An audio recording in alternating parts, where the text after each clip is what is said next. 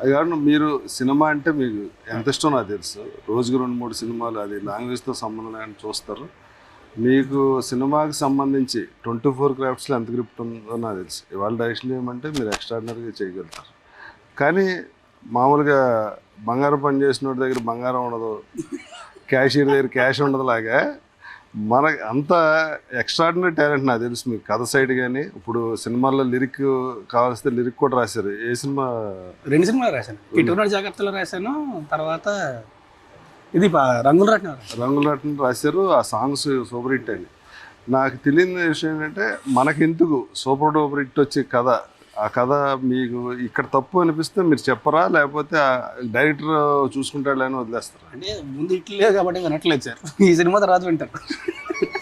ముందు ఇట్లు కదండి, మనం కొట్టినట్టు కాదు. మీరు చేసిన హ్యాట్రిక్ హిట్ ఇండస్ట్రీకి వచ్చిన ఇమ్మీడియట్గా ఎవరికి రాలా, చాలా పెద్ద హిట్లు కదా.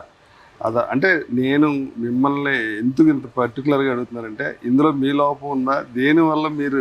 నా లోపం కూడా ఉందండి, నా లోపం కూడా ఖచ్చితంగా ఉంది. ఎందుకంటే నేను ఇంతకు ముందు పెట్టినంత ఎఫర్ట్, అంటే యాక్టింగ్ వైపు కాకుండా క్రియేటివ్ వర్క్లో ఇంతకు ముందు పెట్టినంత ఎఫర్ట్ నేను కూడా అంత పెట్టలే, because of various reasons.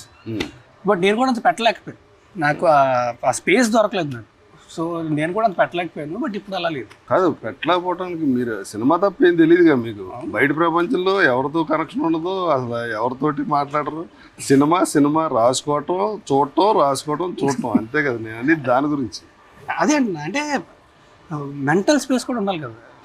Mind occupy అయిపోయి ఉంటే అంత ఎక్కువ టైం కూడా స్పెండ్ చేయలేం. ప్రశాంతం కూర్చొని సినిమా చూసుకోవాలనిపిస్తుంది తప్ప, లేదా పుస్తకం చదువుకోవాలనిపిస్తుంది తప్ప కూర్చొని రాయాలి అనేది రాదు. ఇప్పుడు అలా లేదు. సో ఓకే, ఉన్నావు ఫుల్ ఫ్రెష్, మళ్ళీ బ్యాక్ టు నార్మల్.